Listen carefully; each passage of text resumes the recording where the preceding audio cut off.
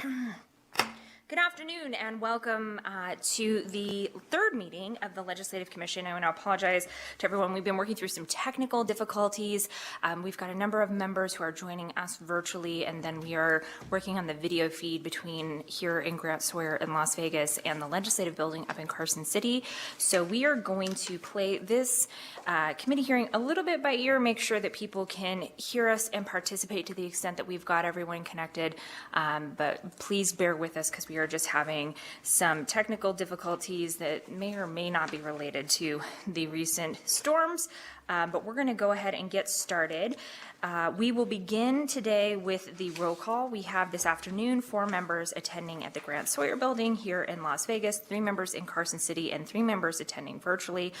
So I will turn it over to, and actually we have a few more than 3, I apologize, attending virtually. So I will turn it over. Madam Secretary, will you please call the roll? Assemblywoman Backus? Present. Assemblywoman Bilbray-Axelrod? Here. Assemblyman DeLong? Here. Assemblywoman Hanson? Here. Assemblywoman Hanson? Assemblywoman Howdegi? Here. Assemblyman Miller? Here. Senator Daly? Here. Senator Hanson? Here. Senator Krasner? Here. Senator Stone?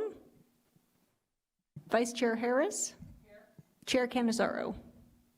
And I am here. Will you please mark Senator Stone present? I believe he is connected with us and can hear and see us. We just can't see him on the screen here in Las Vegas. So, but I believe that we have a connection with him, so he is present. Please mark him present. We have a quorum for this afternoon's meeting. I want to go over a couple of housekeeping items before we get to the business on our agendas. So, as a quick reminder, I would like to ask that anyone who is here to testify, be it in Carson City or here in Vegas or joining us virtually, that you please state and spell your name for the record before testifying.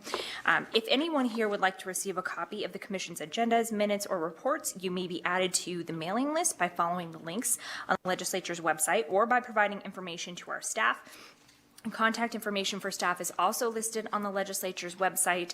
And in addition, we will be accepting written comments for anybody who wishes to email those or mail those to us either before, during, or after today's meeting. The information regarding where to send written comments is also on the website and listed on the agenda. We are going to move into the first item on our agenda, or excuse me, not the first item, opening remarks is the first, so we'll go to the second item, which is public comment. For public comment, as a brief reminder, we are going to accept public comment from individuals in person present here in the Grant Sawyer Building. Then we will go down to the Legislative Building in Carson City, and then we will take public comment from anyone wishing to provide public comment via phone. If you prefer to wait to speak until later in the meeting, we will have a second round of public comment at the end of the meeting before we adjourn. Please remember that comments will be limited to not more than 2 minutes per person. And if there are any people in our audience here in Las Vegas who wish to provide public comment at this time, you can start to fill the seats here at the dais. Likewise, in Carson City, if you can fill those seats at the table. We will, as just a reminder for anyone who does wish to speak, we're going to ask you to identify yourself for the record each time that you speak, and to have you, if you are here in person, ensure to sign in on the clipboard by the door before you leave if you have not already. So with that, we don't have anyone here in Las Vegas who is approaching the table to give public comment, so we will move to Carson City. I don't have a clear video feed, so if one of the members up in Carson City can tell us if there's anyone at the table there to give public comment, we will take public comment from Carson City. Yes, Madam Chair, there's one person at the dais. Fantastic. And we can hear you in Carson City while we're here in Vegas. We just are having a little bit of trouble with the video feed. So we will ask the individual in Carson City if you will please hit that microphone button, state and spell your name for the record, and then we have 2 minutes for public comment. Thank you, Chair Cannizzaro. Good afternoon, and My name is Benjamin Challinor, BenjaminChallinor, and I am the Nevada Director for Policy for the Alzheimer's Association. And I'll be quick and brief. I'm here in support of Regulation 4322 in regards to training for Alzheimer's and other related dementia within our residential facilities. Since our founding, the association has been a leader on outlining recommendations on care and support for those living with Alzheimer's and related dementia. The association also publishes dementia care practice recommendations, which are evidence-based and people-centered. The training outlined in 4322 closely follows these recommendations. For this reason, we're supporting this regulation to ensure that we are providing the best quality care for Nevadans living with Alzheimer's within residential facilities. Thank you for your time and consideration, and for whatever reason, I'm available for any questions. Thank you. Great, thank you, Mr. Challinor. And please make sure that you have signed in if you have not already. Is there anyone else in Carson City? We have video feed now, I think, and I don't see anybody else. So we will move to the phones for public comment. If there's anyone wishing to give public comment via phone, we will turn that over to BPS, and we will begin with anyone wishing to give public comment via our phones. The public line is open and working, but there are no callers to participate at this time. Okay, great. Then we will go ahead. Thank you, BPS, for checking our phone lines. I know we've been a little behind getting started with the meeting, so if there, again, is anyone who was not able to join us for public comment who wishes to give public comment at the end of the meeting, we will have a second period of public comment before we adjourn today, but that will conclude item number 2 on our agenda.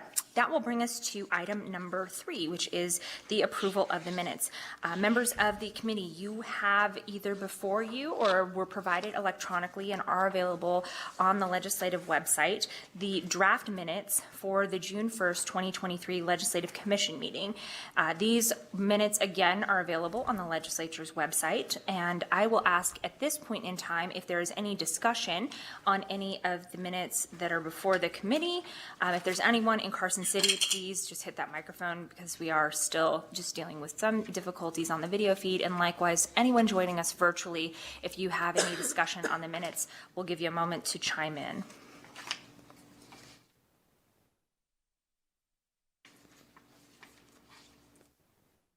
Okay, and I am not hearing any discussion.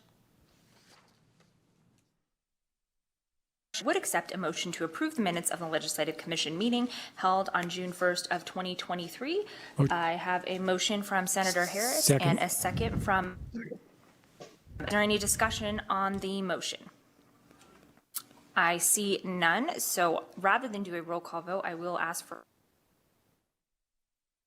Let's go a little bit faster and should help also, hopefully with some of the being able to hear each other, we should be able to do that. So all those in favor of approving these minutes, please signify by saying aye. Aye. Aye. Aye. Any opposed?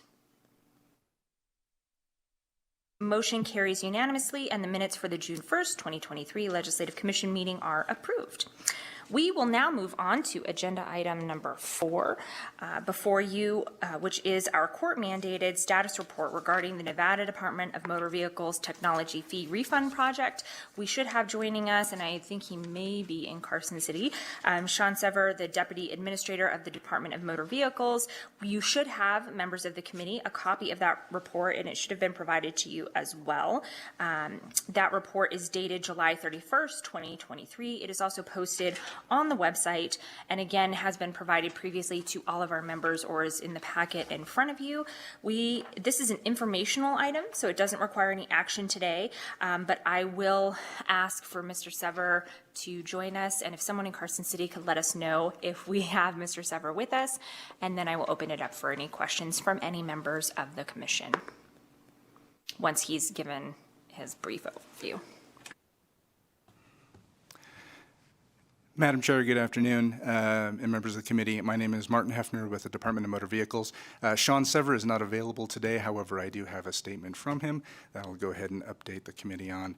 If there are any more detailed questions at the end of my testimony that I am unable to answer, I'll go ahead and take those questions back and we'll get those answers to you individually as soon as we can. So again, thank you, Chair and Commission members. Again, I'm Martin Hefner with the Nevada DMV. Thank you for the chance to update you on our tech fee refund report, which I'm happy to report is now complete. Through July 31st, 2023, the DMV has distributed more than $1.97 million of the $6 million in refunds available. The DMV issued 61,005 refund checks to businesses on February 22nd, 2022, for a total of almost $2.2 million.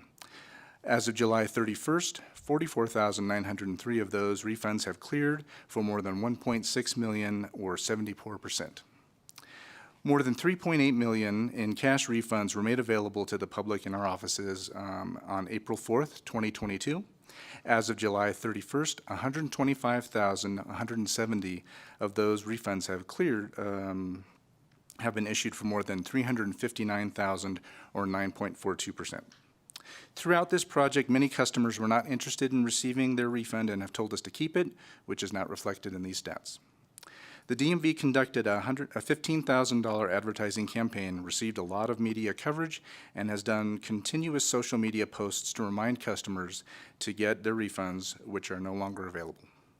All funds remaining will now revert to the State Highway Fund pursuant to Section 4.7 of Senate Bill 457 of the 2021 legislative session. Thank you for your time today. Those are my prepared remarks. I'll be happy to take any questions. Great, and thank you, Mr. Hefner. I apologize for not being able to see that you were not Mr. Sever at the table down in Carson City. We'll start up here. Any members have any questions for Mr. Hefner? I'm not seeing any. If there's anyone in Carson City who has questions, feel free to go ahead and jump in, because we can't see that video quite yet. No questions at Carson. Great, thank you, Senator. Anyone joining us virtually who may have questions, feel free to go ahead and jump on in.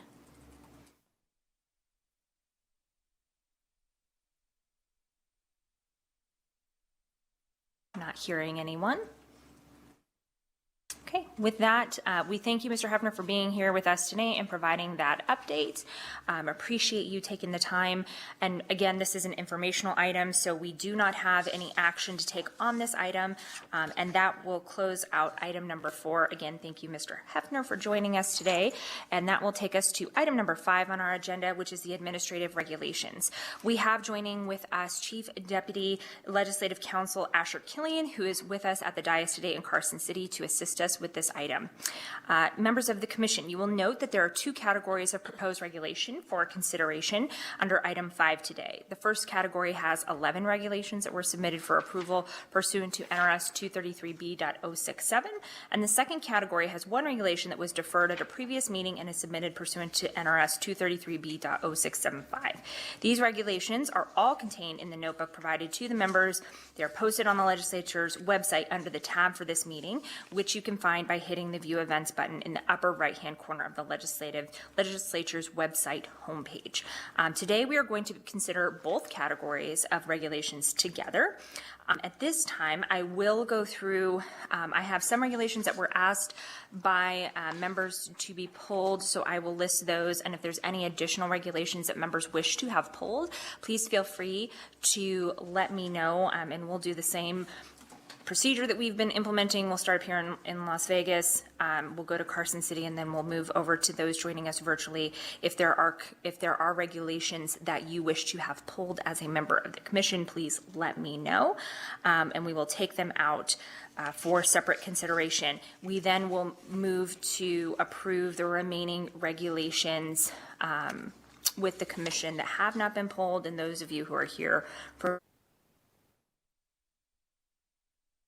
that have regulations that are being pulled for further discussion. We're going to enjoy some more time together.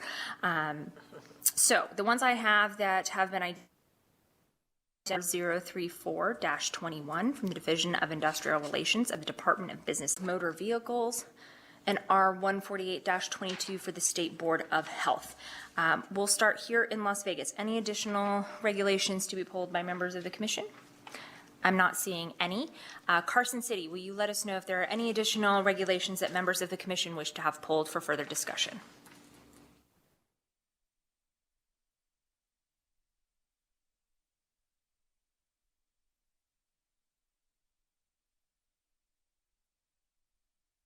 Not hearing anyone jump in. We'll move to those joining us virtually. Oh, sorry, go ahead. This is Assemblyman DeLong. Senator Canizaro, most of what you said with regards to the regulations that were being held was unintelligible. Would you please repeat them? Oh, yes. We'll make sure that everybody can hear us. So I'll go through the list again. We have being pulled for further consideration, Regulation R034-21. That regulation is before us from the Division of Industrial Relations of the Department of Business and Industry. R043-22 for the State Board of Health. R081-22 for the Department of Motor Vehicles. And R148-22 for the State Board of Health. Was that a little better, Assemblyman? Yes, thank you. That helped.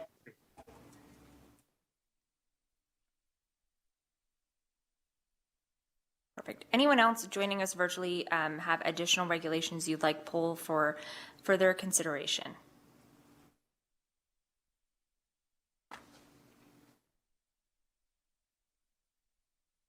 Senator Krasner, you're on mute. Oh, hello. Thank you, Chair Canizaro. I would like to pull, in addition to R148-22, I'd like to pull R11-22, please. Thank you, Senator Krasner. Can you say that one more time? Yes, in addition to pulling R148-22, I would also like to pull R111-22. Thank you. Okay, great. So we have R111-22 also for the State Board of Health. Thank you. And I'm not hearing anyone else who's joining us virtually chime in. Okay. So with that, I would accept a motion to approve the remaining regulations that have not been identified for further discussion, R032-21, R063-21, R107-22, R108-22, R160-22, and R198-22, and R134-20. Do I have a motion? So moved by Assemblywoman Backus, second from Senator Harris. Any discussion on the motion? I'm not seeing any here in Las Vegas, and I'm not hearing anything from our folks in Carson or online.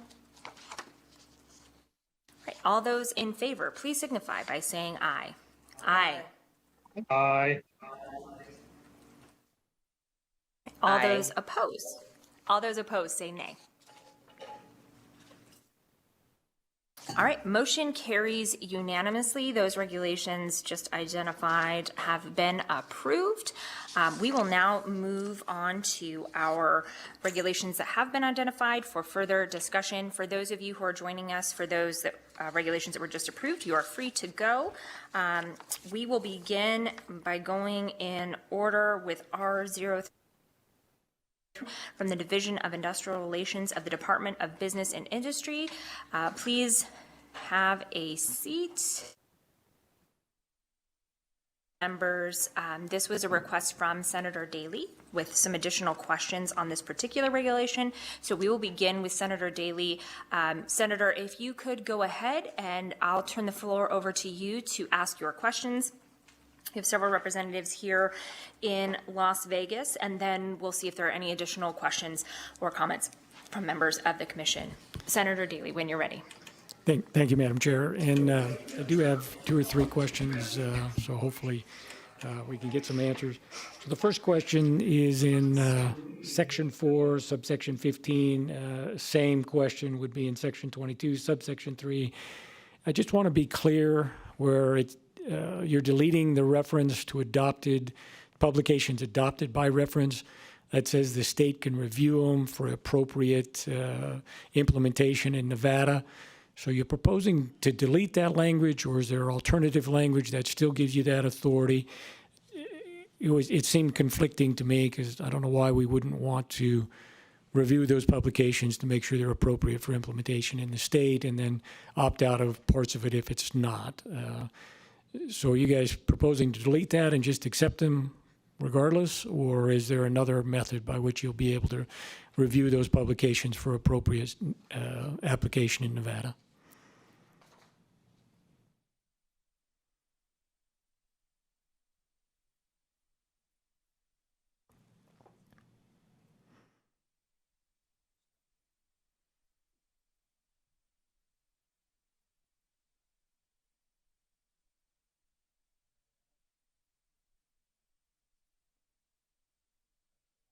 Yeah, looks like it's frozen. All right.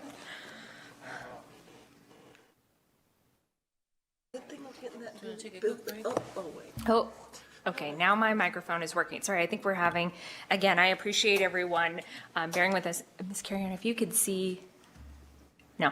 Okay, so we're having just a little bit of a difficulty with the microphones. So give us just a moment. We're going to be in just a brief recess so that we can try to address that. And then we'll turn it back over to you to answer Senator Daley's question.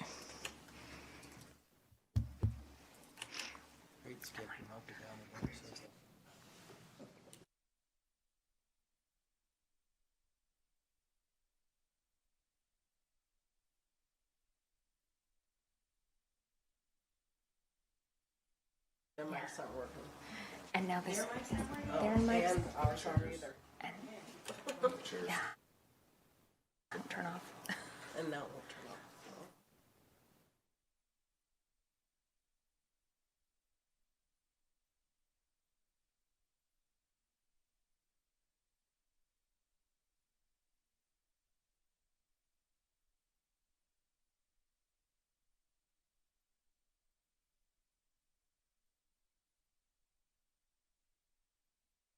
There we go.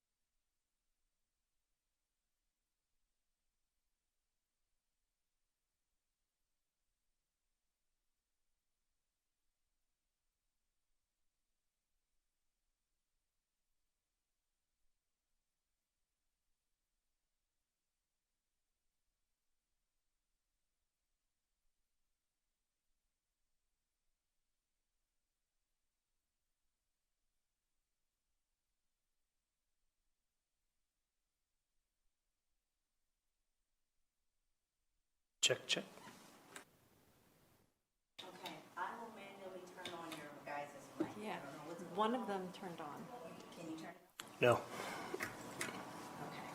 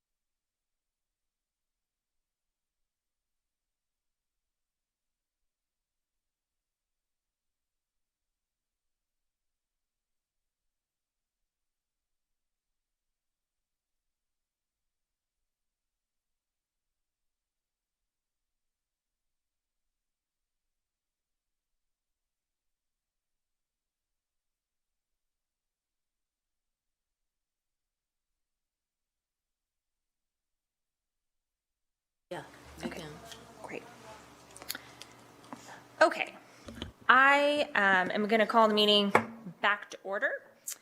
And I think we can hear each other. We're having some difficulty with the microphones, so we are going to be manually working with our awesome staff to get those microphones working. We are in the middle of considering regulations. We are still on regulation number R034-21 for the Division of Industrial Relations of the Department of Business and Industry. Senator Daley, you had asked a question. I don't know, Ms. Karen, if you remember the question. And just shaking her head, yes. So what I'm going to do is I'm going to turn it over to you to answer Senator Daley's question. And again, Senator Daley, I know you had a couple of questions on this regulation, so we'll let you have the floor and let our folks here answer those questions to the best of their ability, and then we will see if anybody else has additional questions. Senator Daley, when you're ready.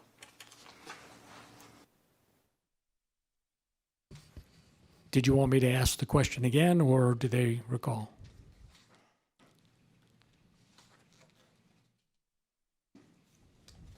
Uh-oh.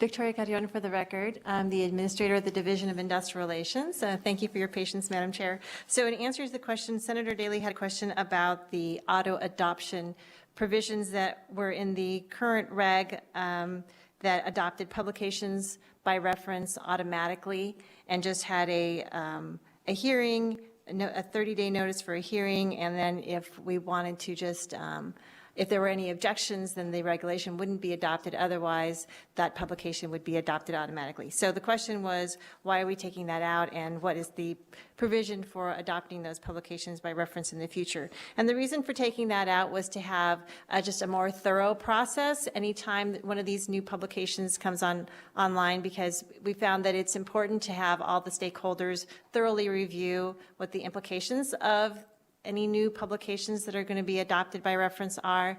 And so instead of just having a single hearing, we thought that going through the entire regulation process would be a better process to ensure that we understood all of the impacts of any publications being adopted by reference. Thank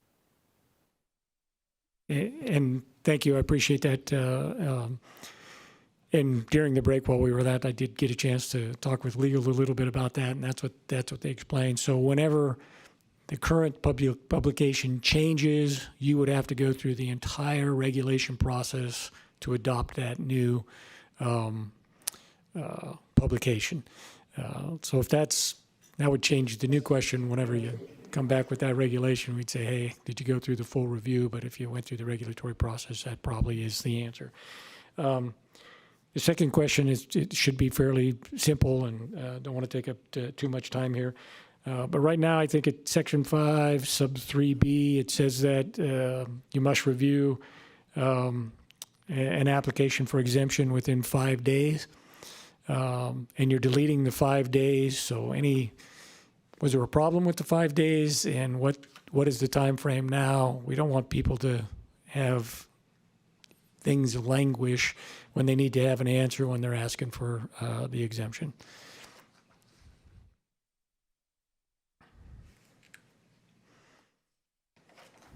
Brennan Patterson. It's BRENNANPATERSON for the record, and the Chief Administrative Officer of the Mechanical Compliance Section of the Division of Industrial Relations. That portion is, we'd like to pull out, has to do with exemptions which were requested for boiler and pressure vessel projects of extreme detail, especially in rural areas. And so the necessary time for people to review an exemption for safety purposes included some travel time. And unfortunately, with a 5-day exemption deadline, we were not always able to meet that just kind of within physical realities. That's all, I'm sorry.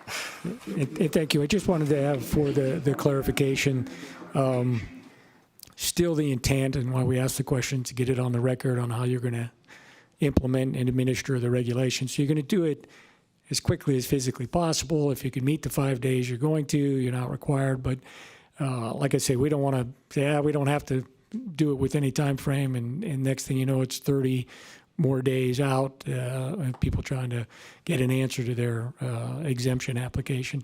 But you're on the record saying as soon as you can physically do it, you're gonna do it. The 5 days was not feasible in certain circumstances. Brennan Patterson for the record. Yes, that is correct. Our intent is to always get exemption requests looked at and thoroughly evaluated for public safety as soon as is physically possible. Thank you. And then third question is in section 25, subsection 9. And I just want to also get some clarification. I got to scroll down to that. You guys make reference to existing Administrative Code 455C.510, which talks about giving a limited permit. So in the existing regulation, which you guys referenced to in section 25, it says that you can give a limited permit in existing during construction. And then in the proposed language in the regulation, it says that you can give a limited exception, and it can only be operated by an elevator constructor or an apprentice during the construction of the elevator. So I just wanted to make sure we were talking about apples and apples and not two different things. Because whenever you're prescribing, and I don't have an issue prescribing the assignment of work during the construction of the elevator, I think that's appropriate. But if you, so maybe the question is, do you issue limited permits at any other times? Let's say the elevator is completely finished, but the building is not ready to be occupied yet, but they want to operate the elevator for other construction purposes, et cetera. Do you issue a limited permit or only during the construction of the elevator? Because if we're making an assignment of who runs an assignment of work in regulation, other than during the construction of the elevator, there might be an issue with some of the other trades. Brennan Patterson for the record. You are correct, sir. This provision only applies to when the elevator itself is actually being constructed. We do issue limited permits for use of the elevator during the time the elevator is being still built. It's not ready for its initial operating permit, and that's to allow the movement of personnel and materials up and down a building during its construction phase prior to the completion of the elevator.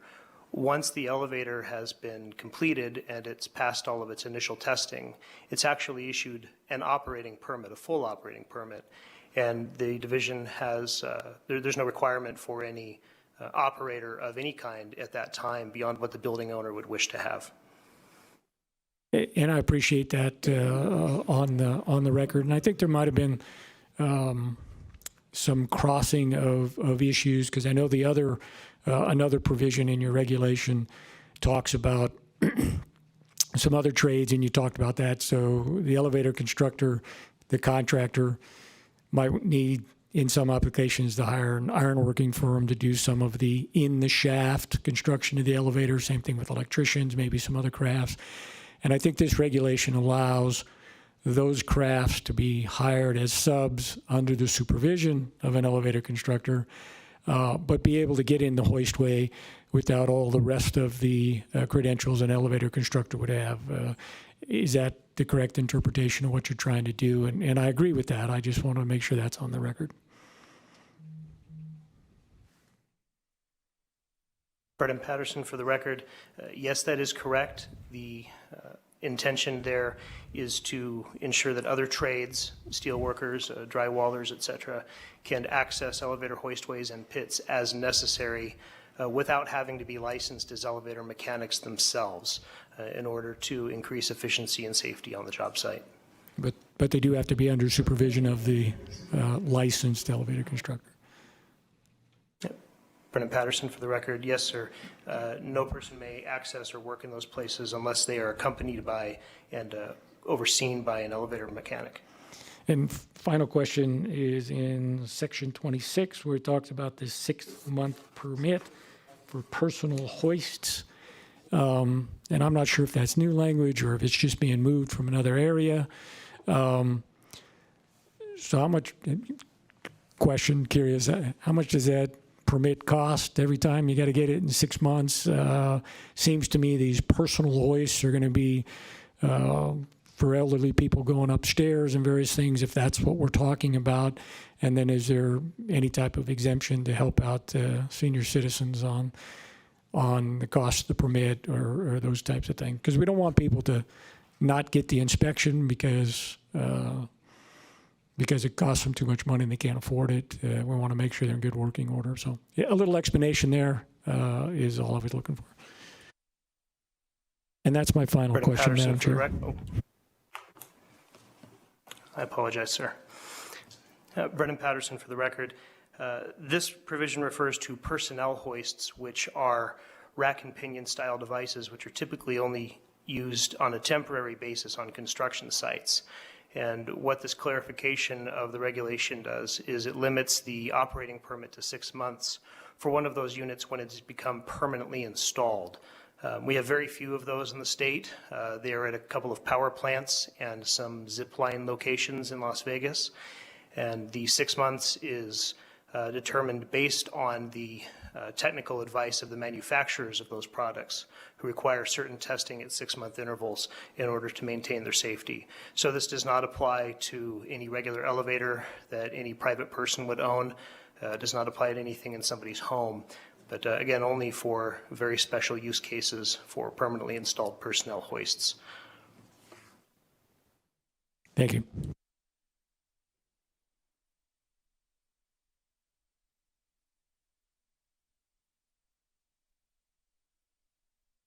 Okay, thank you. Senator Daley, are there additional questions? I'm not seeing any in Las Vegas. Any additional questions in Carson City? Yes, there is. Not hearing any. Oh, sorry, go ahead. My apologies for not getting back to you quicker. Couple of questions. One on the increase in pricing. This will be for whoever sitting up there. And Section 4, Section 1, rules for construction of power boilers from 500 to 540. Is that just an inflation adjustment? I mean, when was the last time these numbers were bumped up?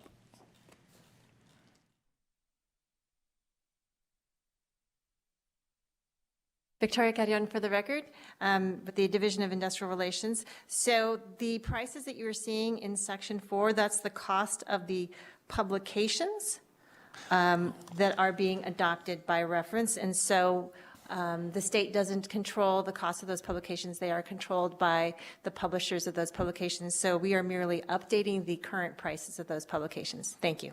I got it. I was confused. I'm curious as to why do people have to, is there some law that requires people, contractors like myself, for example, purchasing these? Do they have to go through you guys to actually do the purchase? Why can't they just, go on Amazon and buy them, something like that? Victoria Carrion for the record, to you, Senator. The people can purchase them directly from the publishers. I believe usually you can't really get them from Amazon. Usually you have to go directly through the publishers that provide these publications.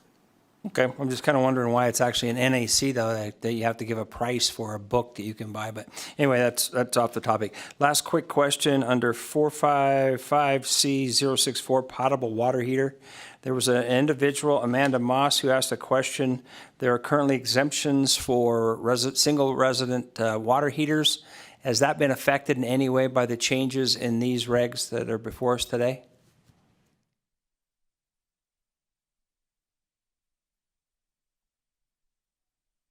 Victoria Carrion for the record.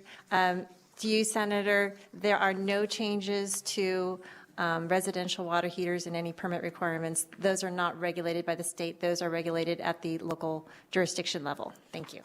Okay, and the last question, 455C114, I was just looking at it for exemptions to boilers.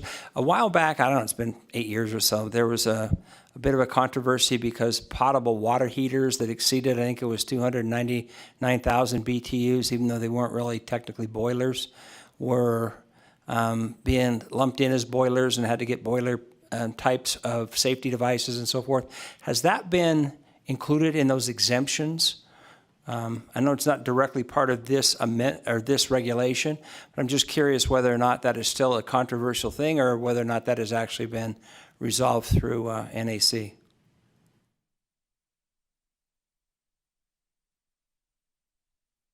Brennan Patterson for the record.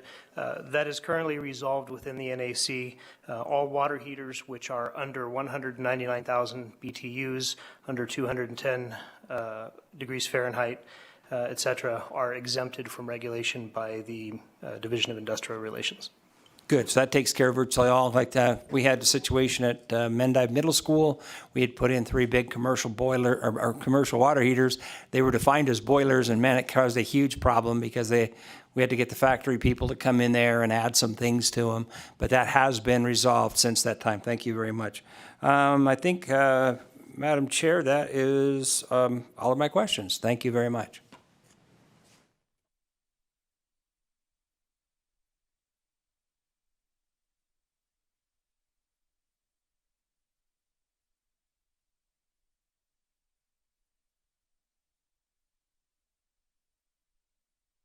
We're doing microphones by hand today. So thank you, Senator Hansen. Anyone else in Carson City wishing to ask any questions? I'm not hearing anyone jump in. We'll go to those joining us virtually. Any of our commission members joining virtually who have questions on this regulation?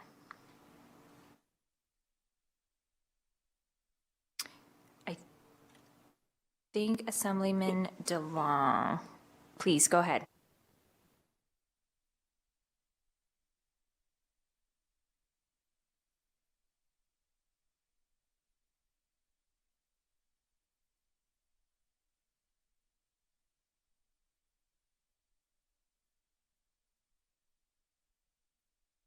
Assemblyman, did you have a question for the department on this? If you might be muted because we can't hear you here.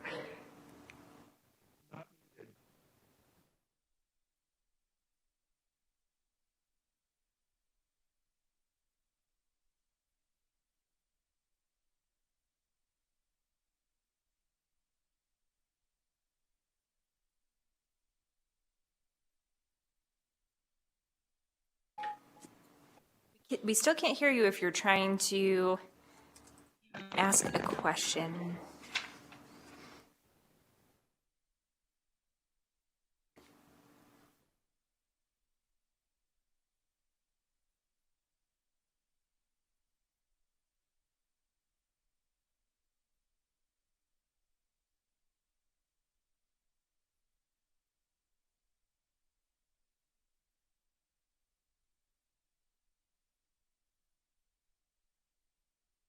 And Assemblyman DeLong, we can see that you're highlighted on the screen, but we can't hear you.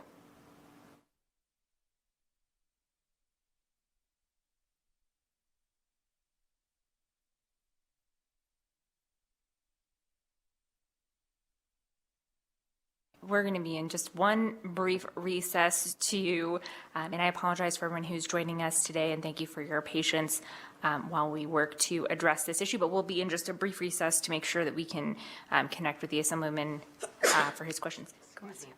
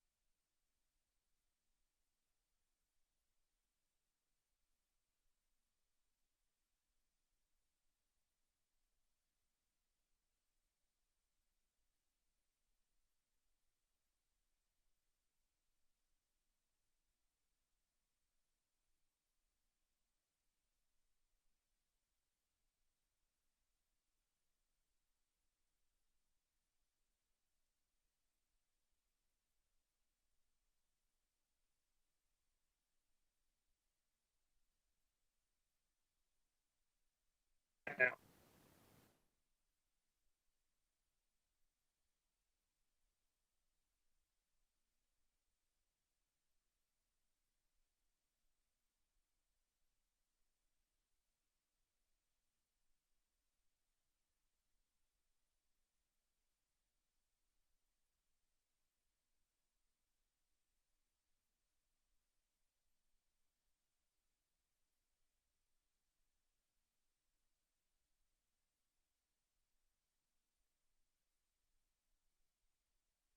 This is Malik with Broadcast. Assemblyman DeLong, you should be able to speak now. Please try again.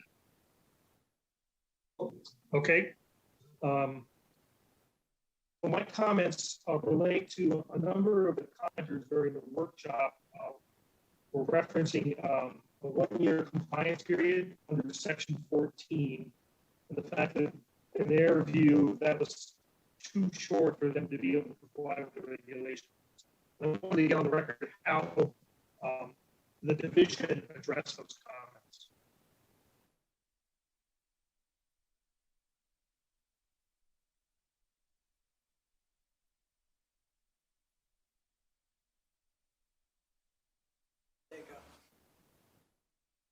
Okay, we are back in session here with the Legislative Commission. And Assemblyman DeLong, I know you were just asking a question, so we're going to turn it back over to you to ask your question, and we'll go from there.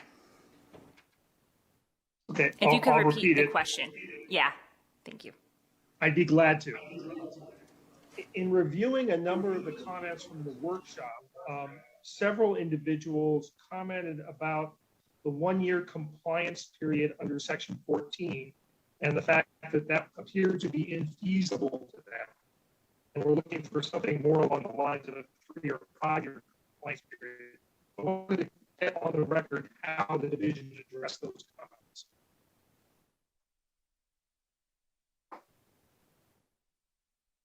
Victoria Carrion for the record. Thank you, Assemblyman, for that question. So that was addressed in the regulation by providing additional time for compliance with the A17.3 requirements for basic safety. And so at the very end of the regulation, you'll see that it has the effective dates, and it says Section 23 of this regulation becomes effective on December 31, 2025, and Section 24 of this regulation become effective December 31, 2027. So additional time was provided based on the comments that we did receive during the workshop. Thank you.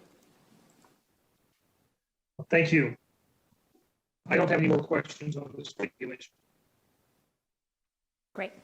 Anyone else joining us virtually who has questions? And I'm not seeing anyone jump in. If by chance I have missed you, feel free to go ahead and chime in. But we're going to move on. R034-21 is the regulation that we are considering. I did forget to mention to say that. I think we've answered all of the questions, unless there are any other lingering questions. And I've sort of given everyone a moment to jump in to make sure that we haven't missed anybody, and I'm not hearing any. So with that, I would be willing to accept a motion to adopt the regulation. So moved by Assemblywoman Backus, a second by Senator Harris. Oh, and I think that was Senator Daley trying to chime in too. But we'll move on to discussion on the motion. Any discussion on the motion? I'm not seeing any in Las Vegas. We'll go to Carson City. Any discussion on the motion? Not hearing any. Anyone joining us virtually? Any discussion on this motion? All right, seeing none. All those in favor, please signify by saying aye. Aye. Aye. Aye. All those opposed? Motion carries unanimously, and the regulation is adopted. Thank you so much, and thank you for working with us as we are getting through this meeting. We will now move on to the next regulation that was requested to be pulled. It is R043-22 for the State Board of Health. And what I will do is we'll start with that regulation, and then we have two more for the State Board of Health, so we'll take those next, and then we'll move on to the Department of Motor Vehicles. But we'll start with R043-22. I believe we should have some representatives for the State Board of Health with us in Carson City. This regulation was requested to be pulled by Senator Daly, so I will turn it over to Senator Daly to ask his questions, and then we will, in the same way that we have with the previous regulation, check to see if there are other members that have questions, but we'll start with you, Senator Daly. Thank you, Madam Chair, and I'm not sure I actually pulled this one, but I do have a question. First question is in Section 12, subsection 4. I believe the division is allowing people to apply, is get approval without application. So how long does that last, and how does that reconcile with the requirement of people that do have to put an application in to get a review every 2 years? So it says you have to review the application every 2 years, but if you never had to put an application in, how are you going to administer that? Good afternoon. Cody Finney, Administrator of the Division of Public and Behavioral Health for the record. And we have on video Tina Leopard from the Bureau of Behavioral Health Care Quality and Compliance to assist with this as well today. So thank you very much for the question. It's an excellent question. I'm going to turn that directly over to Tina and have her answer that for you. Tina Leopard, Manager in the Bureau of Healthcare Quality and Compliance, for the record. Regarding the nationally recognized training, it still would go through the process. They still have to apply as a course coordinator and then as instructors using that curriculum. So it's just the vetting process of the curriculum. If it's a nationally approved, it would be automatically approved as far as the curriculum goes, rather than having to look through individually developed curriculum to make sure it meets the standards within the regulation. So there will be a 2-year And that review. renewal would be the 2 years. I apologize. It'll still be reviewed every 2 years regardless, even though it's approved without the application. Tina Leopard, for the record, they do still have to apply and do the application. They would just indicate the curriculum they're using would be that nationally recognized curriculum, and they would have to renew that every 2 years. But I think the language that's in the regulation, it says that they can be approved without application.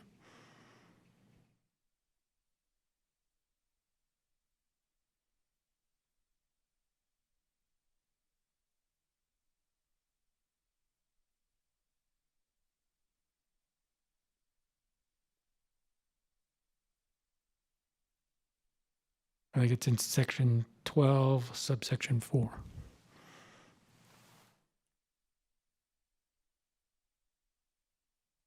Madam Chair, if it would help, this is Asher Killian, Chief Deputy Legislative Counsel. I can help address that issue.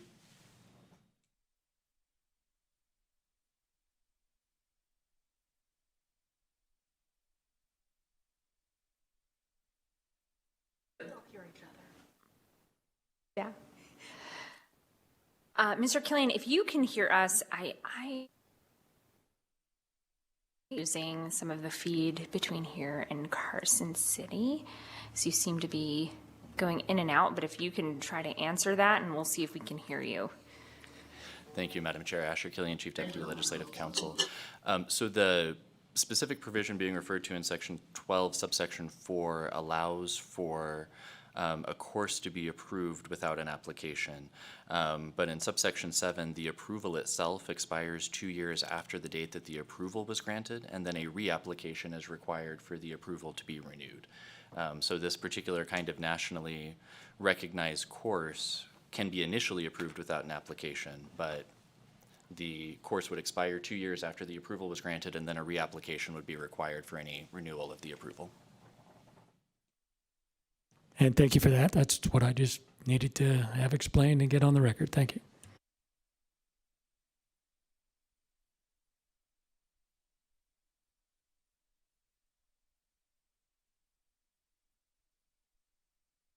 Okay. Any additional questions from members of the commission? I'm not seeing any in Las Vegas. Any other questions in Carson City?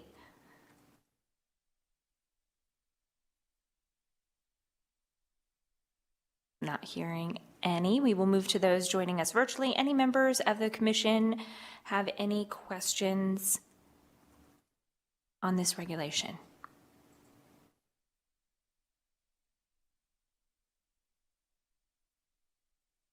Looks like I'm not Senator hearing any Stone. questions. Looks like Senator Stone has Senator his Stone. hand up. Okay. Senator Stern, yeah, for those of you joining us virtually, we just don't have great video feed on this end. So thank you, Senator Daly. But Senator Stone, please feel free to go ahead. And if you're joining us virtually, when we come to you for questions, just feel free to jump in because we can hear you fine. We just can't see the video too well on this end. Senator Stone, please. Okay. You're probably lucky you can't see my image too much, but thank you, Madam Chair. It's a happy summer to all of you. And to our staff, in reading some of the comments on this particular item, some of the smaller providers are saying that this is going to be very costly and burdensome for them and is going to raise their cost of caregiving and increase their insurance. So can you kind of respond to the impacts to the limited number of providers we have in the state of Nevada for this?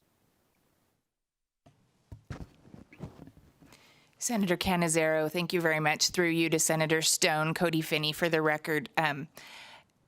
The overall purpose of this regulation is to allow this population to be served. It doesn't require any individual provider to serve this population, but we are concerned about the implications that could have for individual providers and want to be mindful of that and be as flexible as possible for them. I'm going to ask Ms. Leopard to add any specific changes that were made related to the comments that we received. Thank you. Tina Leopard, for the record. The training that we're posting on the website will be, there's free options, there's curriculum options that facilities can incorporate, and an administrator, supervisory staff could use that training to provide the training. Another provision is actually reducing that threshold for requirement of an Alzheimer's endorsement. Currently, the regulations indicate that if the resident has a diagnosis of Alzheimer's or dementia, they have to have an Alzheimer's dementia endorsement at the facility. So this reduces that threshold and just indicating that individuals that are at a certain requirement of needing the supervisory care requirement to be in a locked facility and have a lower staffing of 1 to 6, those individuals would then have to get the endorsement versus anyone that has a dementia or Alzheimer's diagnosis.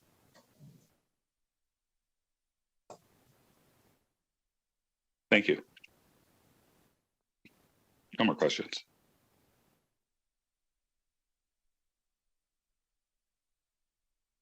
Okay. Anyone else joining us virtually who has questions on this regulation?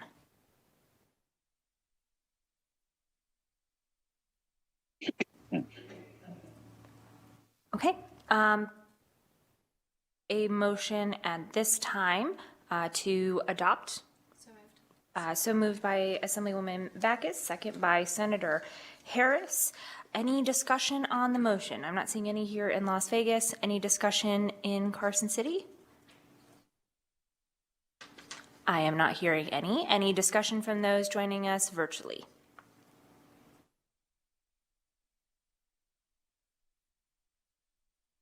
I am not hearing any discussion. Okay. All those in favor, then please signify by saying aye. Aye. Aye. All those opposed say nay. Motion carries unanimously of the members present, and Regulation R043-22 is adopted. We will move on to the next regulation for the State Board of Health so that they can stay with us for a moment. It's R111-22. This was a request from Senator Krasner. So we will turn it over to you, Senator Krasner, to go ahead and ask your questions, and then we will do, as we've done with the previous regulations, and check if anyone else has questions on this regulation. Senator Krasner, when you're ready. Thank you, Chair Canizero. I don't have any questions. I do have comments, so I'll hold those to the end. Thank you. Okay, so no questions for the Board of Health. Anyone else have questions? I don't have any in Las Vegas. Any questions in Carson City? I do, Senator Canizaro. Go ahead, Assemblywoman Hanson. Assemblywoman. Thank you. Was just curious if you could give us an understanding. We've had feedback that it's regarding the death certificate going from 48 hours to 24, what that reasoning was. It's going to be especially hard in the rural areas.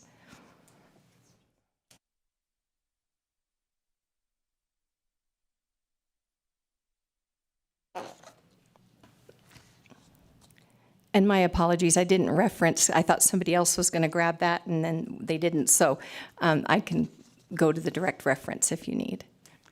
So I, Nikki Mead, NIKKI-MEAD. For the record, that time frame is not a new time frame. It's just a clarification on what was already happening. So to make sure that I'm understanding, the feedback I had gotten, a concern from actually Senator Titus, who couldn't be here to call in, was that, because she has to do these at times, it currently is 48 hours. You're clarifying 24 to 48. We're not changing to 48, I mean to 24.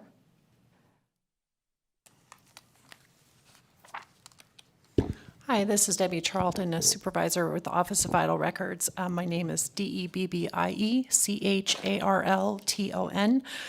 This is just to have it correlate with the rest of law that was already written.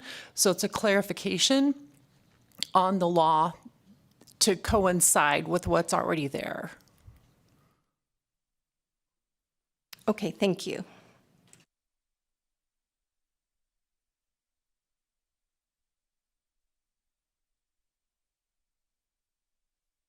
I'm sorry, now I do have a question.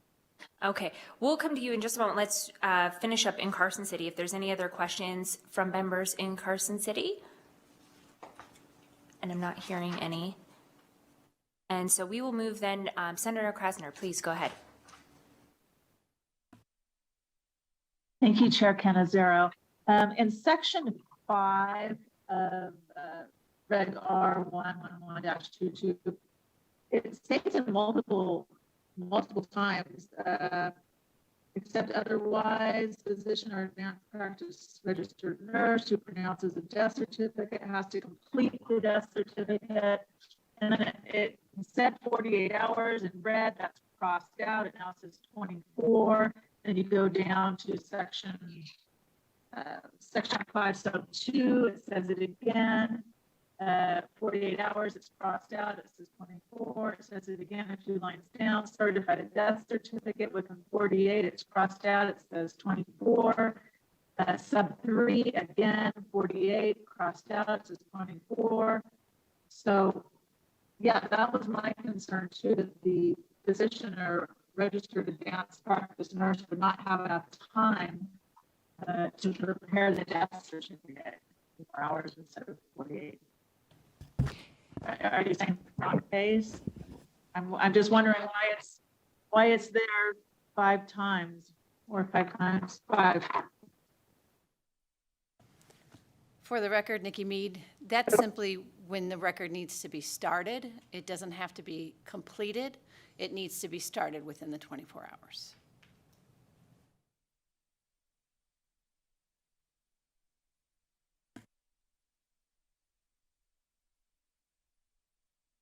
So it is being changed then from 48 to 24? Nikki Mead, for the record, no, ma'am, it's not a change. It's the same as it's been.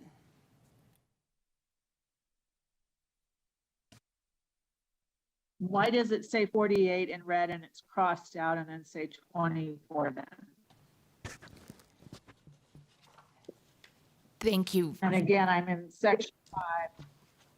Cody Finney, for the record, Senator Krasner, thank you. Can you provide, I'm having a terrible time hearing you. Could you say section 5? Yeah. So it's section 5. I don't know if you can see it.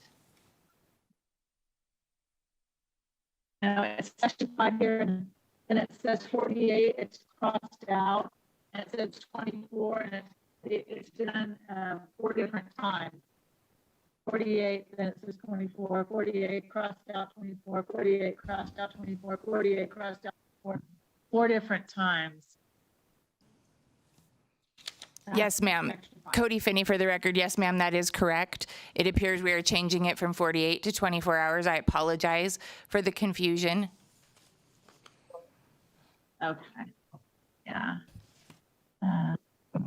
Thank you. For those reasons, I'll be voting no on R111-22. Thank you.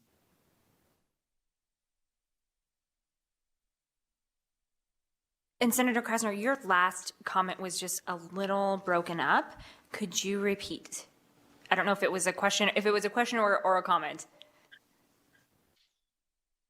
No, I just said that's what I thought, that it is being in fact changed in 4 different areas there from 48 hours to 24. And I don't think that's enough time for the physician or the advanced practice registered nurse to complete the death certificate. And so for those reasons, I'll be voting no. Thank you. Okay, no, thank you. If I may, Senator Canizero? Yes, please, Ms. Finney, please. Yes. Cody Finney, for the record, I do want to restate, that is the required time to begin the process of the death certificate, not necessarily to complete it. It is the expectation, but we would be happy to make further clarifications if that would be helpful to this committee. And Ms. Finney, if you could, while we're just on this topic, because I know Senator Krasner, I think, was trying to ask why there had been the change in 4 separate parts in section 5. To me, and I don't know if Mr. Killian wanted to also weigh in, to me, the way I read it is that sort of conforms with the requested change to the 24 hours for each of these particular circumstances. It seems to just be a uniform change throughout that provision of the administrative code. Thank you, Madam Chair. Asher Killian, Chief Deputy Legislative Counsel. Yes, that change is made consistently from 48 to 24 hours throughout these relevant sections of the administrative code. Okay, thank you, Mr. Killian. And the way that I'm hearing the testimony today, Ms. Finney, is that this is a change to require that the death certificate be begun within that 24-hour period, not necessarily that it be completed within that 24-hour period, which would give sufficient time for them to actually complete the death certificate, but would give parameters for them to begin processing that within that 24 hours. Senator Canizero, Cody Finney, for the record, thank you very much for the opportunity to clarify. Yes, in order, in compliance with NRS 440.490 that requires the completion of the record within 72 hours, we're asking that they consistently be started within 24 hours.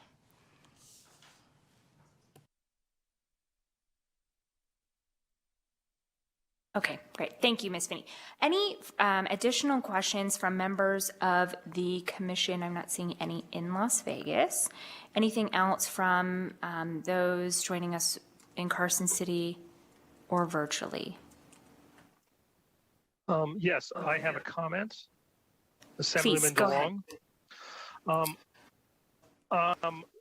Because of the language in section 1 regarding multiple genders beyond 2, I am going to be voting no on this regulation.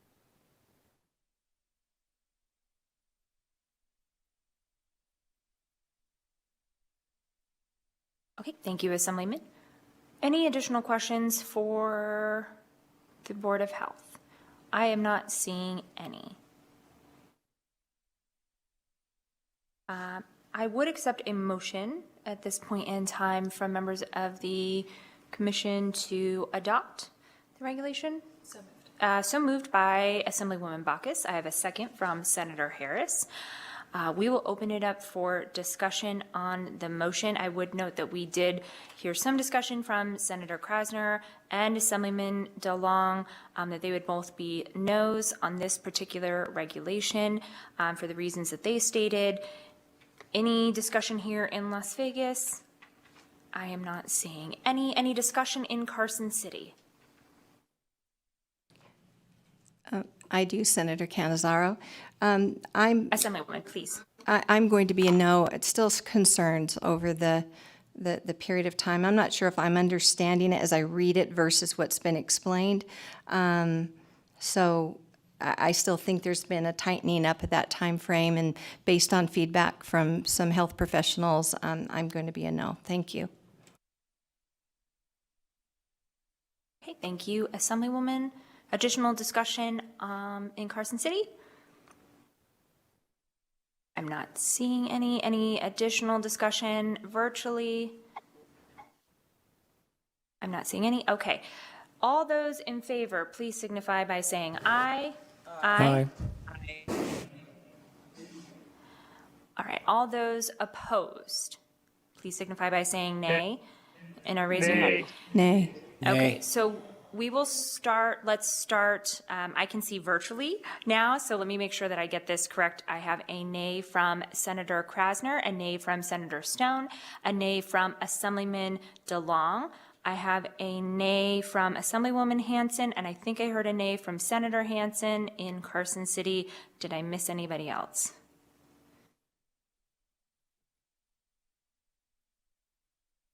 And I believe by my math, and I can be corrected if I am wrong, the regulation is adopted. Okay, thank you. We will move on to the last regulation for the State Board of Health. It is R 148-22. This was a regulation that was requested to be pulled by Senator Daly, so we will turn it over to you, Senator Daly, to begin with your questions when you are ready. Yeah, thank you, Madam Chair. Which one are we on, though? One? Because I had asked 80. We are on R 148-22. Okay, because I had questions on 81 as well. I thought you had pulled. I do have that one. We were going to go through all the State Board of Health regulations first and then the Department of Motor Vehicles. So we pulled that one out of order. No worries. Thank you. Thank you. I just wanted to make sure that I was following along here. So my question on this one, when I read it over and over, and I got a call from a couple people concerned about overreach and all that stuff. I think where you're trying to go is if there's a public health concern, you want to be able to address it and implement the appropriate level of safeguards for the public. You can't go back into a school, a hospital, daycare, et cetera, et cetera. But the language that I kept reading over and over, unless somebody can claim an ADA exemption. So maybe you can just shed some light on me for that, because it seems to me if it's a public health issue, you can't just say, nah, okay, I know I'm contagious, I know I got this, but you can't discriminate against me under the American Disability Act, so I'm going in anyway. Is there a court case or something that establishes that? Why is that language there? I'm uncomfortable with the language to put it in there to allow a person to be zealous like that and just say, nah, I don't care about the rest of the public, I have this right and I'm doing what I want. I just think it's a problem that the language is there, and I don't know if there's a court case driving it or if I'm reading it wrong. I need to know the rest of the story, because it seems to me all you have to do under the Americans with Disability Act in the employment area is make a reasonable accommodation, and it doesn't seem to me that it would be a reasonable accommodation at all to allow a contagious person, contrary to public health, to be able to say, I'm going in. I just don't understand why the language is even there or how a person could claim an exemption over public health concerns and think that that's a reasonable accommodation. What am I missing? Thank you, Melissa Peak Bullock. For the record, I'm the Nevada State Epidemiologist with the Division of Public and Behavioral Health. Thank you for your question. It's an excellent question. That language was added related to the requirement in NRS 441A.180, and that language was added stemming from SB 275. So that language was added into NAC 441A to reflect those changes. What that process would be in terms of doing that ADA claim, I cannot speak to that, but I'd be happy to look into that and get that information for you. Well, I'm hoping you will, because it doesn't make sense to me. And if you can forward me the statute that you looked at, I'll try to look that up. But to me, the way this reads, and especially in the environment we're in, and for all of this stuff, and nobody trusts the government, and I'm not sick, and this, and you can't infringe on my rights, blah, blah, blah. When there's a public health issue, we need to have some uniform set of rules that people have to abide by for the greater good, right? And if there's a reasonable accommodation that can be made for this person to be done, and sometimes there isn't. And I think it would be in conflict potentially with an employer's obligations under OSHA, for instance, to provide a safe work environment for his workers, knowing that there's some other person that may cause a health issue in that environment. So I'm not sure what the other statute is you referenced says. I can't believe that would have been the intent of that legislation, but if it was, maybe it needs to be reviewed on that. But I'm uncomfortable with that language being in there. I think it just creates an opportunity for selfish people to be selfish, and doesn't seem like there'll be a hell of a lot we can do about it. Thank you, Melissa Peak Bullock, for the record, and I will definitely get the NRS statute over to you to review. I will just say on the record that we work very hard on a case-by-case basis with any folks that are going to be excluded from childcare, school, work, to ensure that we do that amicably and that their needs are met so that they can stay home and keep the public safe. So we work very hard to do that.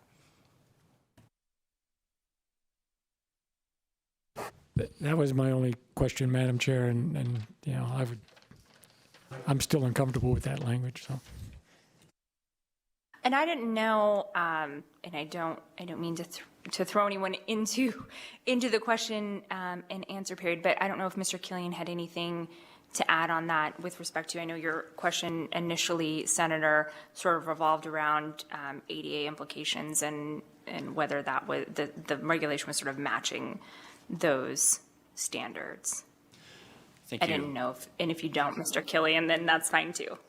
Thank you, Madam Chair. Asher Killian, Chief Deputy Legislative Counsel. So it was SB 275 from the 2021 session that amended NRS 441A.180 to add language in subsection 2, paragraphs A and B that limit a health authority from warning a person against engaging in an occupation or accessing a place of public accommodation if that refusal would violate the Americans with Disabilities Act.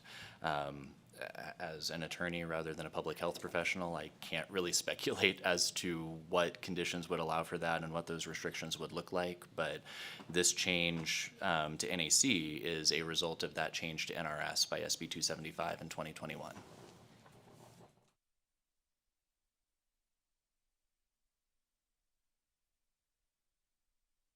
So as I am understanding it then, the language that appears in this particular regulation simply mirrors what was passed in that piece of legislation from the 2021 legislative session. Thank you, Madam Chair. Asher Killian, Chief Deputy Legislative Counsel, if that's correct. Additional questions from members of the commission? I don't see any here in Las Vegas. I do see Senator Krasner's hand up, so we'll go to you, and then if there's anyone else in Carson City, we'll go there. Senator Krasner, when you're ready. Thank you, Chair Canizero. So it's, first of all, I do have comments that I'll make at the end about several sections of this regulation. However, this doesn't just touch on one bill, it's SB and AB 192 from the 2021 legislative session. My question is, why in section 28 are we now not going to be getting a victim of sexual assault? Why was not notified by the health department? The person who raped them is known to have HIV. Previously, they were, and additionally, it is mandated in section 20 that the health department is obligated to disclose to any first responder if they are given a needle stick, semen, blood, feces from somebody who is known to have HIV. Why are we not doing that for people that have been sexually assaulted, victims of sexual assault? I'm just wondering why.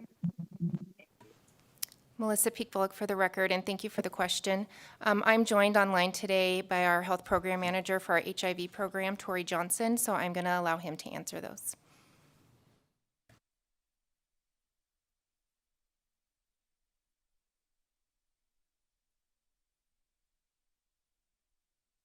Well, Tori Johnson for the record. I did not hear the question. It was very garbled.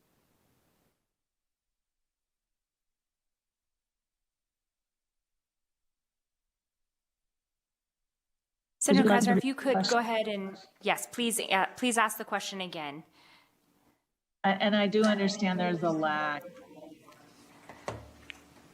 So if you look at section 28 of the regulation that we are R148-22, you'll see that in red and crossed out, it no longer says that a person who is a victim of a sexual assault will be notified by the Department of Health if the person that raped them is known to be somebody who is infected with HIV. Whereas it is mandated in section 20 that a first responder is notified by the Department of Public Health if they come in contact with a needle stick, semen, blood, feces from someone who is known to have HIV. Why are we taking victims of sexual assault out? Is my question, please. Thank you, Tori Johnson for the record. That was a direct relation from Senate Bill 275 from 2021. Yeah, that was a direct correlation from that. That was to destigmatize and decriminalize one with HIV. So that was the purpose of having these regulations updated to reflect that. Thank you.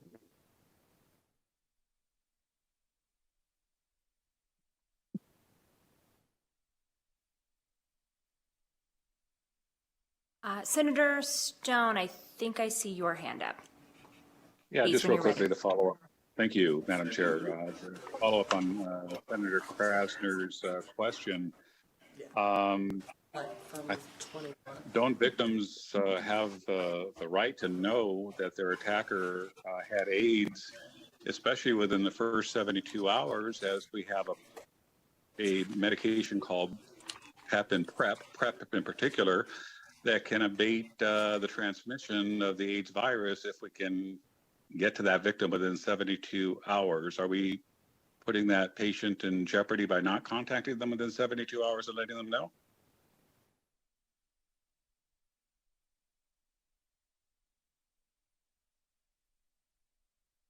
I'm Tori Johnson for the record. Yes, I am not able to speak to that because that was what was put forward in Senate Bill 275 from 2021.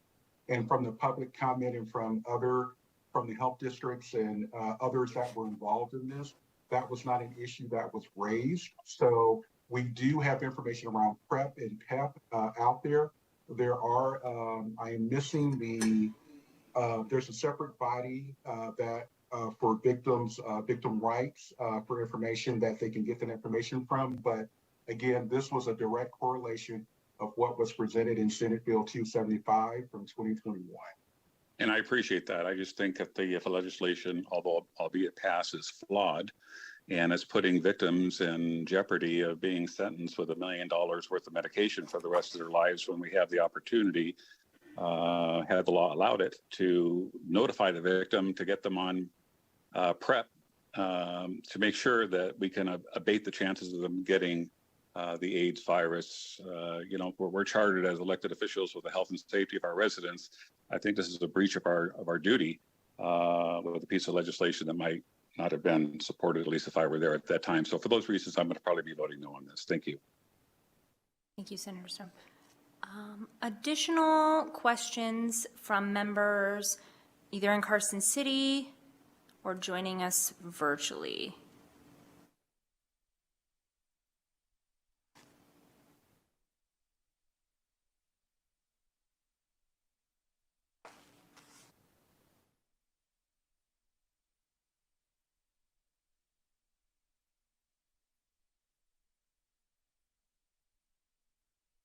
I'm not hearing any. Let's give me just one moment on this particular one.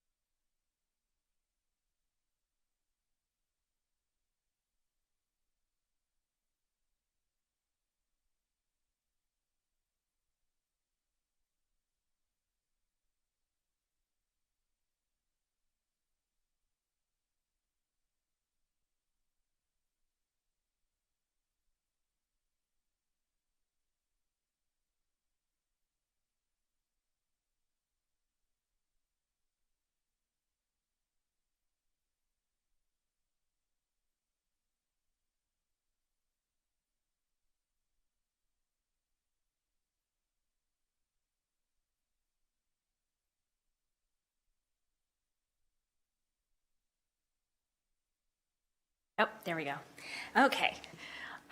So I think and I appreciate everyone's conversation and the questions on this, because I do think they have raised some legitimate concerns with respect to, I think, Senator Daley's original points regarding some of the OSHA implications, and then also with some of the implications that this may have for victims of sexual assault. I think at this point, what I am inclined to do, because of those continued concerns, is to defer this regulation from consideration on the commission in hopes that we may be able to get some additional clarification, or that we may see this back before us at another hearing with some additional provisions that will address the concerns that have been raised by the members here today. So we will not, members of the commission, be taking a vote on this regulation today. We'll be deferring this to another agenda for later action if we can see about getting some of those concerns addressed within the language of this regulation.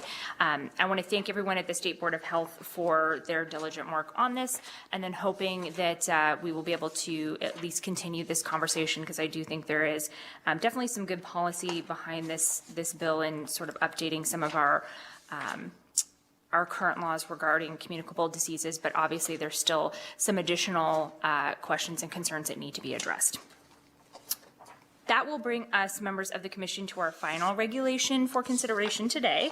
That is Regulation R 081-22 for the Department of Motor Vehicles, and we will invite, I see folks joining us in Carson City from the Department of Motor Vehicles. We will begin with Senator Daley, who requested for this particular regulation to be pulled for additional consideration. Senator Daley, when you are ready, you can begin and ask your questions, and then we'll go around and see if anybody else has additional questions. Thank you, Madam Chair. And my question has to do with Section 9. And part of what the Legislative Commission is required to do, or supposed to do, in review of regulations, is to make sure that the agency is within the legislative authority. And I know at the beginning of the bill, you cite the regulatory authority in NRS, I believe it's 482B.150. And that authority is, in my view, fairly prescriptive. Usually you just see an agency can adopt regulations to carry out the statute. So it's very broad. If you look at 482B.150, it's very specific, prescriptive. I mean, there's like 6 sections of a bill that only has 9 sections total. I mean, the statute, the chapter only has 9 sections, very short. So I'm not seeing where to make things confidential, any information you receive from these agencies, not just proprietary or trade secrets, et cetera. You say you consider all of it to be confidential. And I don't believe that authority is granted in your authority to adopt regulations. And I did talk with legal counsel a little bit while we were in between a few things, and said there's an argument to be made under federal law that anything they put in on the testing could be trade secrets, et cetera. But I don't care what the federal law says. And you can make that argument if someone puts in an information request for a public records request.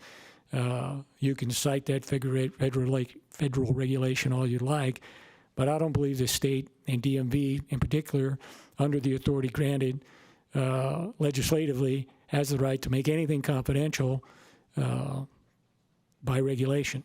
There's a process for that in Nevada.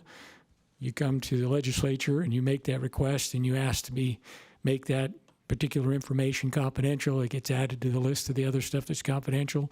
People come into a hearing in front of a committee and they make their argument on why it should be or shouldn't be and if everything should be or not. I just don't see how you can make it a blanket deal. So I think that section exceeds the regulatory authority granted by the legislature in the statute listed 482B.150. Please, I'd like to hear your response. Legal told me that there's an argument that it could be a trade secret under federal law, so they made the inference in the jump, but that ain't the way we do it. And it's not the way I would have things be made confidential in the state of Nevada. Thank you. Again, Martin Hefner, representing the Department of Motor Vehicles. With me at the table here is Tyler Saunders, also with our Research and Project Management Division. He can speak to the particulars of that particular section. In general, I'd just like to say that first, that the purpose of this proposed new chapter was to put in place regulations that would govern the newly developed technology of alternative electronic transportation systems, as contained in Chapter 482B of the Nevada Revised Statute. So this new technology, while similar to the concept of autonomous vehicles, differs from those in that AETS technology can be a different kind of remotely piloted and different types of technology, so which is in fact new. Tyler, if you have anything to add regarding to that particular section on the confidentiality, that'd be great. Thank you, Senator, for your question. Tyler Saunders, for the record, that's TYLERSAUNDERS with the Nevada DMV. In regards to Section 9, with the confidentiality, this section does mimic NRS Chapter 482A. And we try to keep it the same as the autonomous vehicle side.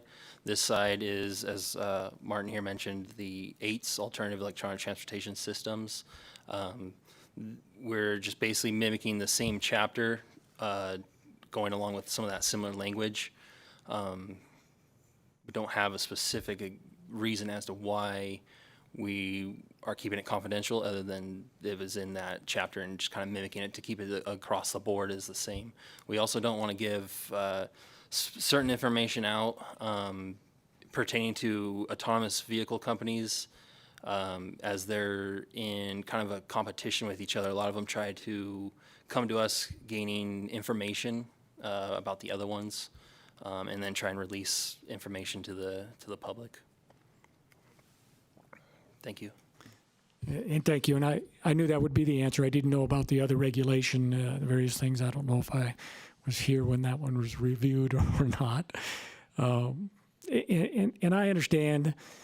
I don't like it, and I understand that certain portions of the information you receive may be proprietary, trade secrets, those types of things, should be protected.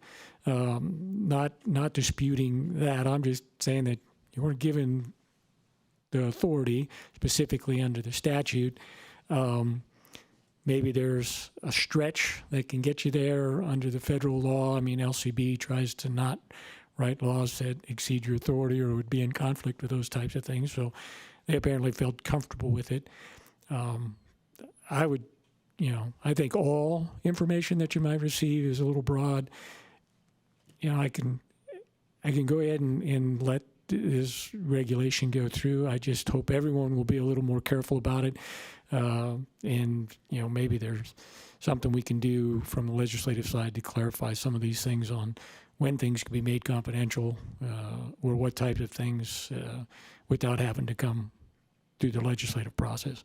Because if you look at, 239, I think it's 010, there's like 180, might be over 200 now, sections of law that make things confidential. Everybody had to come to the legislature, ask for that exemption, and justify the exemption, why things are not open. And I think that process should be followed for the public's sake. I mean, documents kept in the normal course of business by government agencies, there should be transparency. And if we can make things confidential very broadly like this in a regulation, I think that circumvents some of the confidence people would want to have on transparency of government. Again, not sure I'll hold yours up. I think there's reasonable arguments for some of this information. And if it mimics a regulation that's already there, maybe it just needs to be looked at more broadly in legislation. Thank you.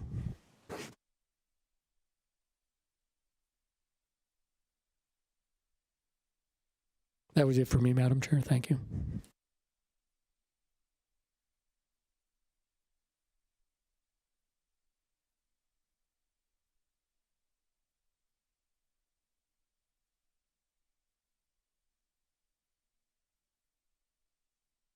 There we go.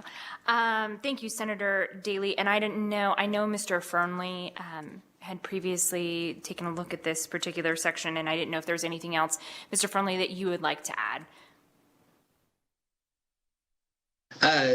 Thank you. This is Brian Fernley, for the record. The LCB did review the regulations for conformity with statutory authority, and in our view, there are exceptions to the public records law recognized by the Nevada Supreme Court when there is a public interest in keeping records confidential. The Nevada Supreme Court will generally hold that those records can be kept confidential. And in this case, the records would relate to the testing and operation of autonomous vehicles. And we felt there was a reasonable argument there that those types of records relating to testing and operation of autonomous electronic vehicles would contain trade secrets, and that many of those records would be able to be kept confidential under Nevada Supreme Court case law. So that was the legal basis for the drafting of the regulation.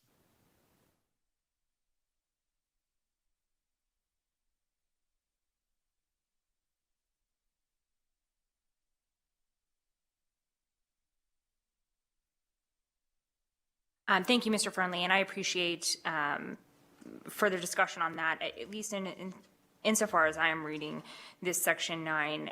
It does pertain to the testing or operation of those vehicles, and from my perspective, while I think we should be careful about what information is made confidential, I think allowing for disclosure of testing or operation of electronic autonomous vehicles, I think could create some dangerous situations as well from a public safety perspective. And so I feel very confident in this particular section, especially because there are exceptions to that that would require the department to disclose that information if they were granted consent by the person who had submitted it, or if there was an order to do so by a court. And so that, to me, I think gives some assurances that it's not as though this information couldn't be obtained under the proper circumstances. And I think overall, weighing those interests, making sure that, we're not disclosing a bunch of that information for the testing and operation of those vehicles, which conduct seems to me, at least in my perspective on balance, to make some sense. So I'm comfortable with the regulation, especially because it mirrors that. And I think to Senator Daley's point, to the extent that this may be something that uniformly needs to be looked at by the legislature, would be done in a legislative session. So just wanted to kind of voice my own comments on that one. Any other questions on this particular regulation from members of the commission? I am not seeing or hearing any. I would accept then a motion to approve this regulation R081-22. So moved by Assemblywoman Bacchus. I have a second from Senator Harris. Any discussion on the motion? I am not seeing any. All those in favor, please signify by saying aye. Aye. Aye. Any opposed? Any opposed? And I'm not hearing any opposition. That regulation, that motion passes unanimously of the members present, and that regulation is adopted. Members of the commission, that does conclude the item number 5 on our agenda. Thank you, everyone who has joined us today for our review of the regulations, and I do appreciate the commission's detailed questions and digging into some of these regulatory changes. We will go to the next item on our agenda, which is item number 6. That is the appointment of members to committees and similar entities. Members, at your desk, you will have 2 different documents for item number 6, one for item number 6A and one for item number 6B. Under item number 6A is the appointment of the members to the board of directors for the corporation for public benefit that administers the Nevada Youth Legislature. You should have a list of the persons proposed for appointment or reappointment to that board on your desks. If anyone on the commission has any questions, I would take any questions from members of the commission on item number 6A for the members to the Nevada Youth Legislature Board of Directors. I am not seeing any questions from members of the commission. Is there a motion to approve this list of individuals for the Board of Directors for the Nevada Youth Legislature? So moved by Assemblywoman Bacchus. I have a second from Senator Harris. Any discussion on the motion? Seeing none, all those in favor, please signify by saying aye. Aye. Any opposed? Hearing no opposition, the motion carries unanimously from the members present, and those individuals listed on that sheet for item 6A for reappointment and appointment are adopted. Moving on to item number 6B is the appointment of members to the Nevada Silver-Haired Forum. Members, again, you should have a list of those persons proposed for appointment to the forum on your desk under item 6B. Any discussion on this particular item? I am not seeing any. I would accept a motion to approve the members for the appointments to the Nevada Silver-Haired Legislative Forum under item 6B. So moved by Assemblywoman Bacchus. I have a second from Senator Harris. Any discussion on the motion? Seeing none, all those in favor, please signify by saying aye. Aye. Aye. Aye. Any opposed? And the motion carries unanimously of the members present. Those individuals listed on our sheets will be appointed to the Nevada Silver-Haired Forum. We will move on to the next item on our agenda, which is item number 7. It is the approval of appointment of Legislative Council of the Legislative Council Bureau. And I'm going to turn this over to our Director Brenda Erdos, who will present this item to the members of the commission. Ms. Erdos, when you're ready. Thank you, Madam Chair. As you said, item 7 is the appointment of a new legislative council. NRS 218F 100 requires the LCB director to appoint a new legislative council with the approval of the legislative commission. In your meeting materials, you should have the resume of Asher Killian. I recommend Asher Killian to this commission to be appointed as the new legislative council. In addition to an excellent all-around legal brain there, he is also an extraordinarily tech savvy, which I think will help us into the future.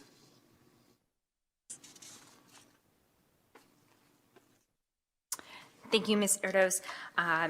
And I would just sort of echo that I've worked on many pieces of legislation with Mr. Killian and have observed him in committee and have found him to be quite exceptional and very smart, and I think capable of taking on this job, and that's just my own opinion.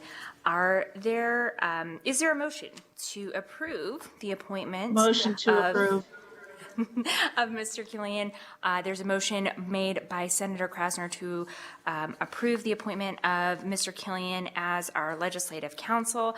Do I have a second from Assemblywoman Backus?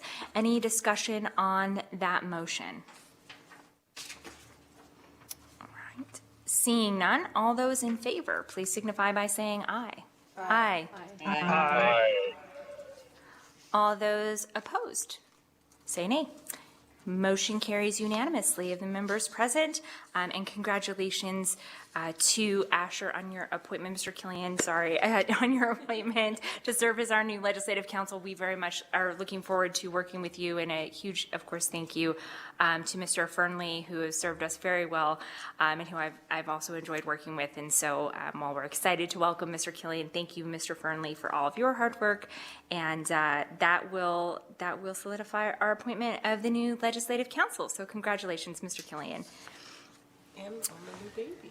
Yes, yeah. And congratulations on, I think we were in the tail end, I don't know if it was like 3 or 2 days of session, but truly just a phenomenal feat for having a baby and being with us through till the very, very end. And hopefully your little one is growing and you're getting to enjoy some time together. We will move on to item number 8, which is our last section of public comment. For those of you who are joining us virtually, we will be taking testimony in public comment. We don't have anybody here in Las Vegas. We will start with Carson City. As a brief reminder for those of you who are giving public comment, we do limit public comment to 2 minutes per person. We will, of course, always accept additional comments in writing. You can submit those to our staff, and there are details on that on the legislature's website. Please remember, again, to identify yourself and spell your name for the record so that we have a record of who has joined us here today. If you are here in person, in Carson City in person, and you have not signed the sign-in sheet, please make sure that you do so, that we have your the correct name and spelling available to us. So we will start with Carson City. I don't see anybody having taken those seats while I have given the brief overview of public comment. So we will move then to the phones, BPS. If we have anybody who is joining us for this second round of public comment, we would welcome their comment at this time, and I'll turn it over to you. The public line is open and working, but there are no callers at this time. Okay. We have no callers. I don't see anybody in person wishing to give public comment. I want to give a huge thank you. We will close item number 8. That brings us to item number 9, which is adjournment. I first wanted to just say a huge thank you to all of our staff. I know we've been working through technical difficulties today. Thank you to everyone for bearing with us as we move through that. But we really do appreciate all of our folks who keep us up and running and have gotten everything figured out on our end we appreciate everything you do for us and getting us through to the end of this meeting. So, seeing no further business to come before the Legislative Commission, this meeting is adjourned. Thank you, everybody. Thank you.